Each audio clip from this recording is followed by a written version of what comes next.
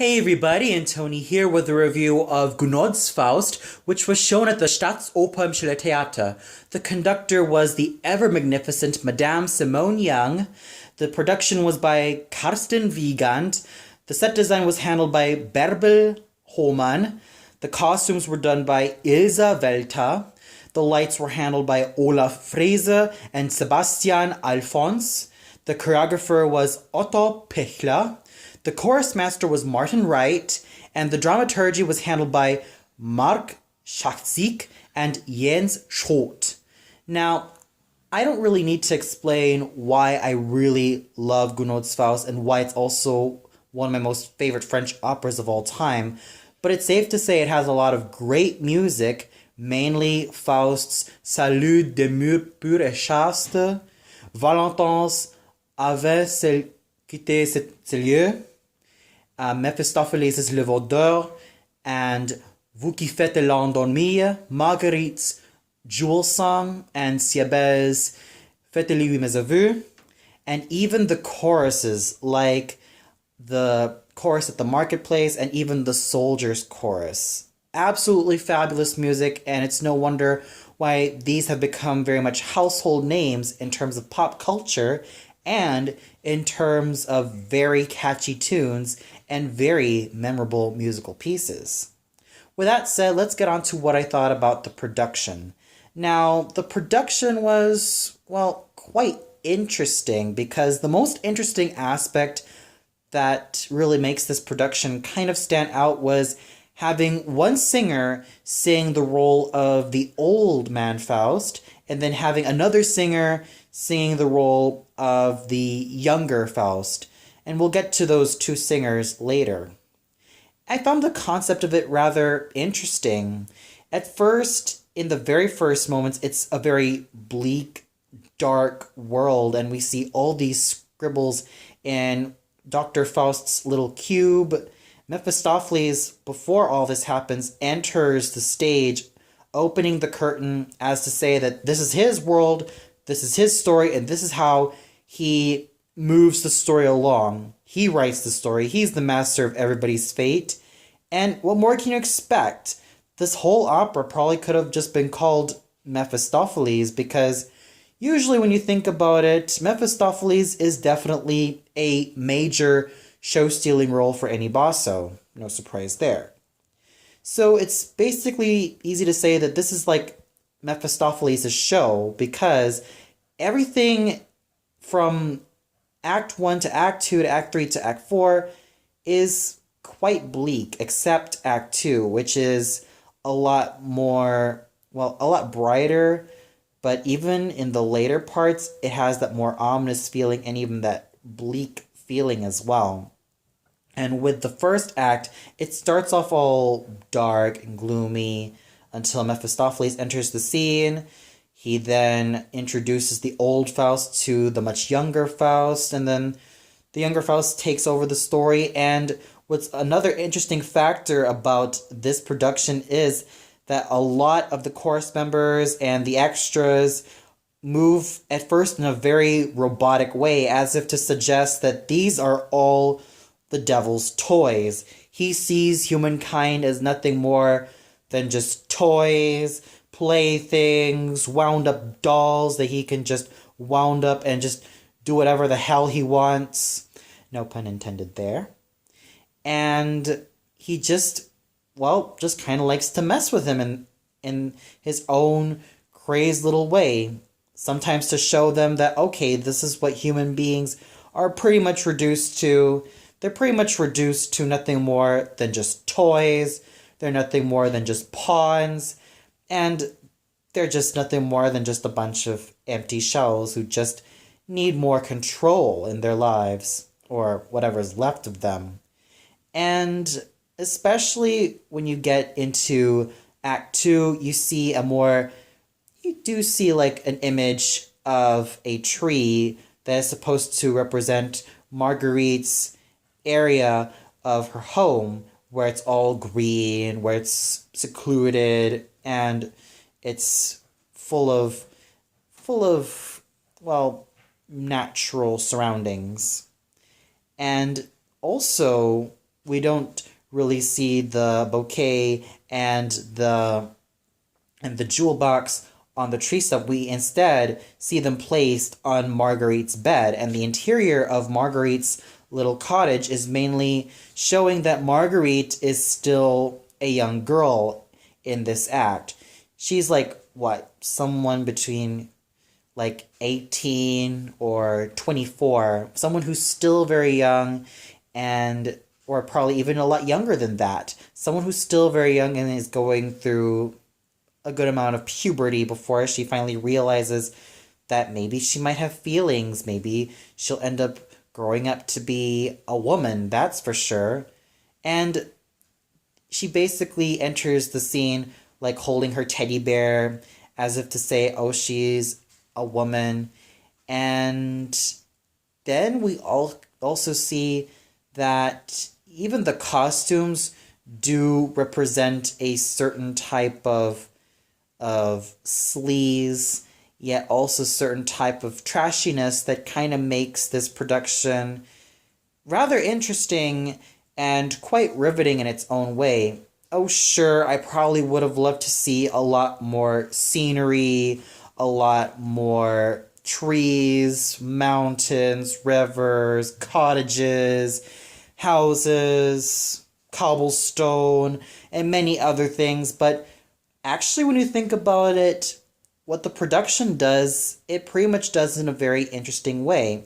Not to mention seeing Mephistopheles in all these different costumes, coming in at first in a white suit with something black underneath, and then entering the next scene in black attire, and then, or excuse me, he still enters in his trademark white suit and black underneath. But another thing that's rather interesting is that instead of the Le Vaudou being sung at the first act, it ends up being sung at the second act after Mephistopheles places in the jewel casket on Marguerite's bed, and then he comes out singing the aria itself. It kind of made a little, not a whole lot of sense. Why? Maybe it's just to show him or to show us that, okay, this is a villain song, and he is, well, stating that he is the one who's causing all of these things to happen. He's the master of all of these characters' fates. He's the big shot who calls all the shots no matter what they do. Kind of interesting, but I probably would have just called it a day and just stuck Le Vaudou to just the first act, because I actually found it a lot more fun and a lot more biting to really see this aria sung mainly in the first act with all the statisten and the chorus members still on stage. That probably would have made a lot of fun, and especially to see what choreography they probably would have come up with. And speaking of the choreography, especially when you notice in like the first act, you kind of notice that the chorus members and the statisten or the extras, they at first enter the scene in a very robotic way. As I said, they basically almost referred to as almost like the dolls or the puppets of Mephistopheles, as in they come in like acting like dolls, which I found rather interesting. Though when in terms of the dancing, I probably wish that there could have been a lot more pizzazz in terms of the movements. I wish there could have been a lot more flair in terms of how some of these people were dancing or moving their bodies. As it was okay, but I just expected a lot more bite and a lot more flair and a lot more agility as well. But for what it was worth, I have to say that it's still pretty good. And even the soldiers' chorus, it is rather quite interesting as well, because usually with the soldiers' chorus, you usually expect men in lines like marching really valiantly and proudly.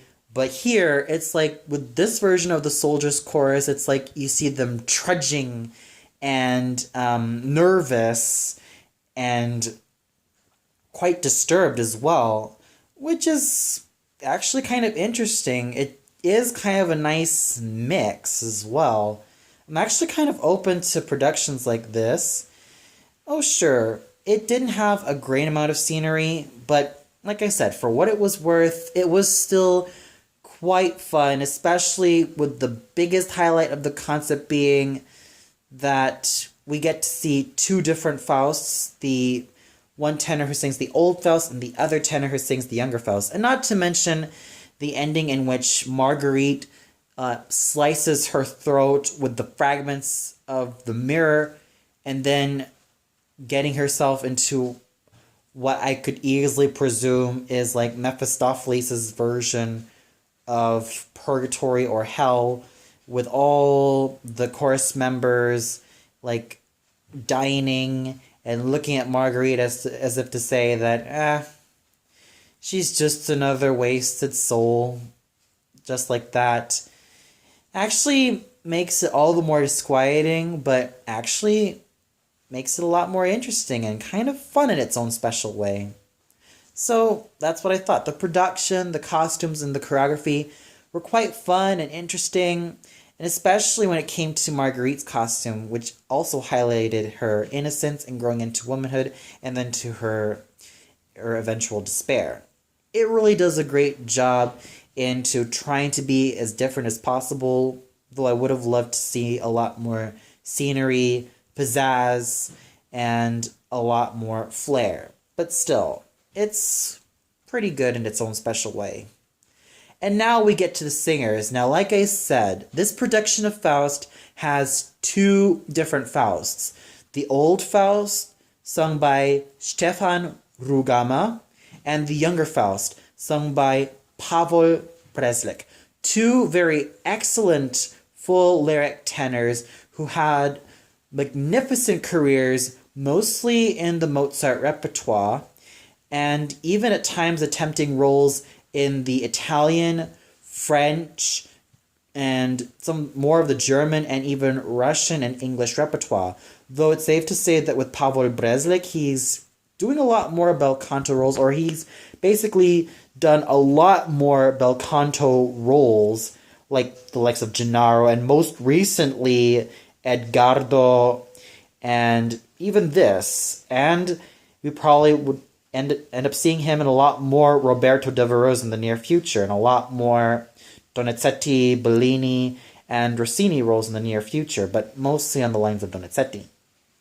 So let's start off with the older Faust. Now, usually when it came to both the old and young Faust, I probably would have just loved to see them being sung by one singer. That's what we're mostly used to in traditional productions of Faust. I would have loved to see just one singer, mostly who specialized in both the lyric and the spinto repertoire, sing just this role in its entirety. But still, the concept of having two different singers singing the role of the old Faust and then another for the young Faust was actually quite interesting. So let's start off with Mr. Rügamer in this role of the old Faust. I still like his voice. It still has a very fine timbre. He was able to really make the old Faust sound very world-weary. He was able to make him sound tired of the world around him. He was able to really act with his voice of how he feels about the world around him these days.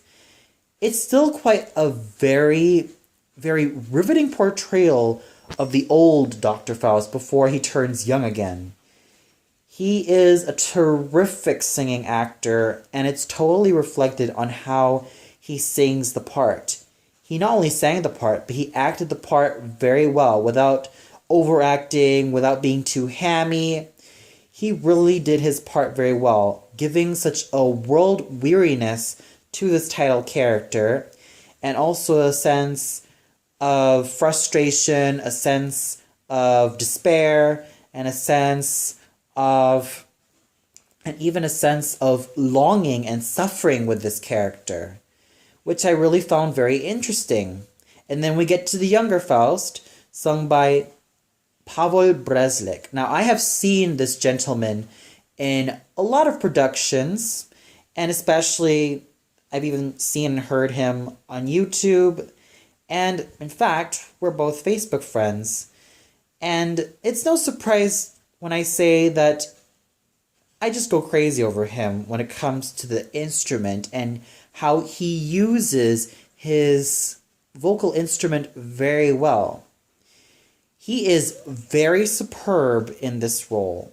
Vocally, he was able to sing Salut de mur et chaste with such finesse, with such agility, and the high C in diminuendo was just so freaking gorgeous. I mean, the only tenor that I know who can accomplish this feat has to be none other than Giuseppe Di Stefano. Among all the tenors that I knew who could sing this aria very well with such a fine technique.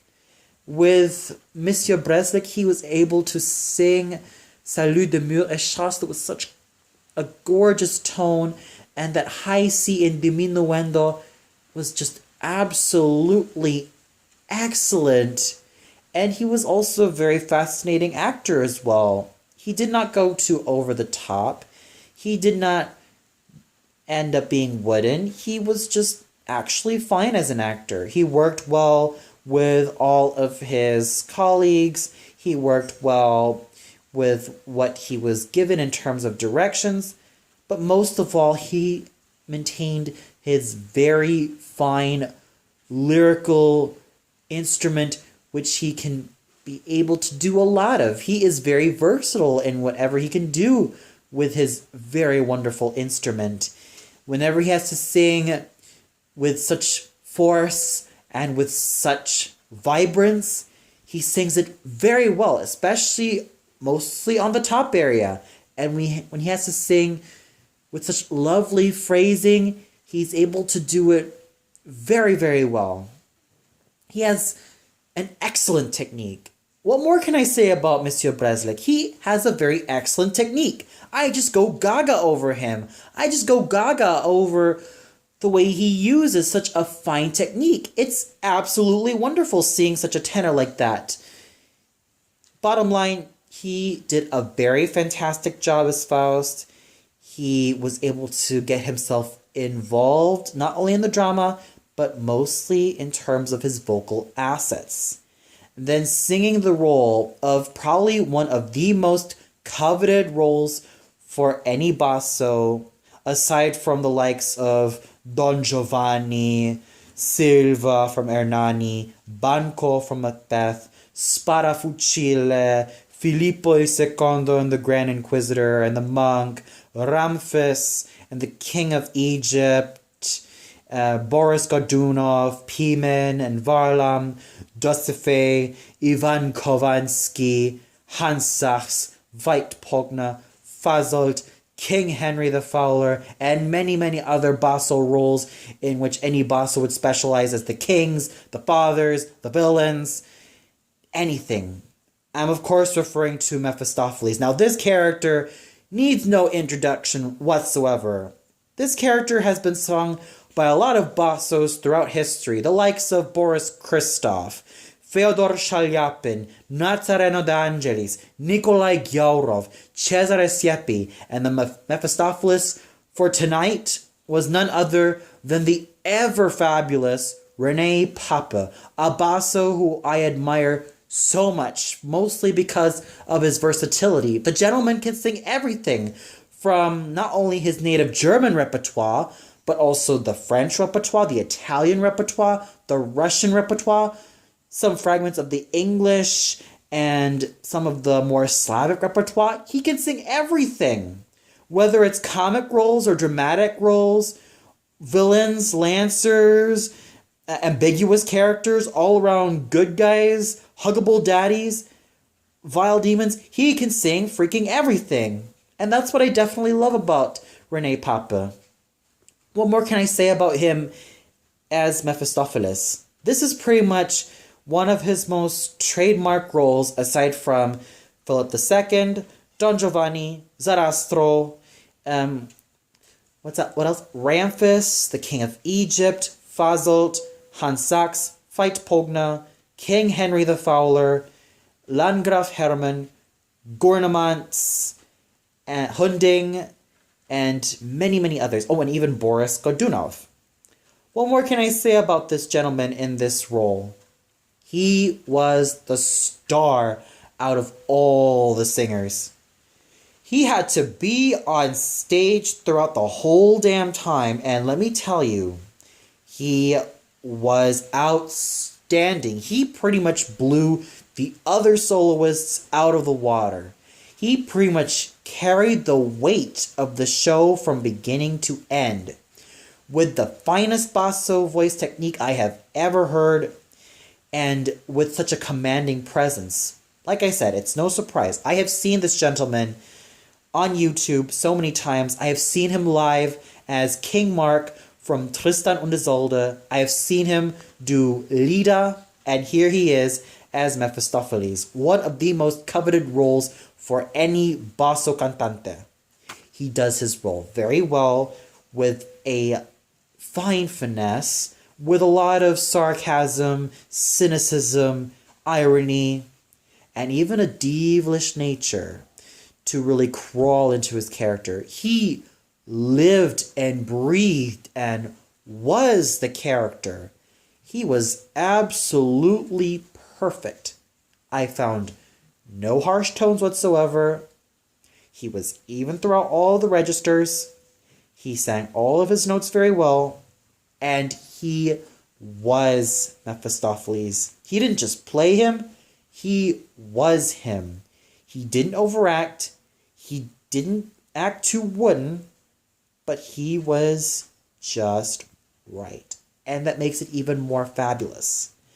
Singing the role of Marguerite is a soprano I have heard a lot of, who had a very interesting career, starting out with a lot of the light, delicious, light lyric soprano roles of Norina, Adina, Pamina, Susana, Zerlina, and Lauretta, and nowadays has sung a lot more of the coloratura and bits and pieces of the fuller lyric dramatic coloratura roles like Lucia de la Mermor, Donna Anna, and especially Marguerite. Tatiana Lisnic, who hails all the way from Moldova. Now, any singer of Marguerite has to have a very excellent technique. A lot of coloratura sopranos and even lyric sopranos flock to sing this iconic soprano role. And she did a very fine job. She is especially a lovely looking woman. Her costumes just fit her so well, and she has a darling stage presence. She starts off Acts 1 and 2 in terms of her Marguerite as a young girl who is quite cheeky and very young, very full of life, and almost not so sure of the world around her. But in the third and fourth act, you just feel like you have to have your heart go out to her every single time, especially when she had to do all of these shitty things, especially to her own baby. You feel like your own heart goes out for her. And especially when she dies, you really feel so sorry for her. She was very involving as a singer and as an actress, with a fine technique, a full sounding voice, and a very bright sounding voice as well. Singing all of her notes very well with finesse and beauty and a gorgeousness that few other sopranos could ever compare. She was just totally in her A game. And then singing the role of yet another coveted role for any baritone, well, mostly from the lyrical side, though at times dramatic baritones sing this role as well, the role of Valentin, sung by none other than the grand Alfredo Daza, who actually celebrated his birthday a few days ago. Now, it's no surprise that a lot of baritones flock to sing this wonderful character, coming from the likes of Cheryl Milnes, Sir Thomas Allen, Thomas Hampson, Alexandru Agashe, and Matteo Manugera. Now, in terms of Alfredo Daza as Valentin, I loved him in this role. I actually love him in everything he does. He is fabulous. It really proves to me that he has a very fine technique and he is extremely versatile with whatever roles he can sing.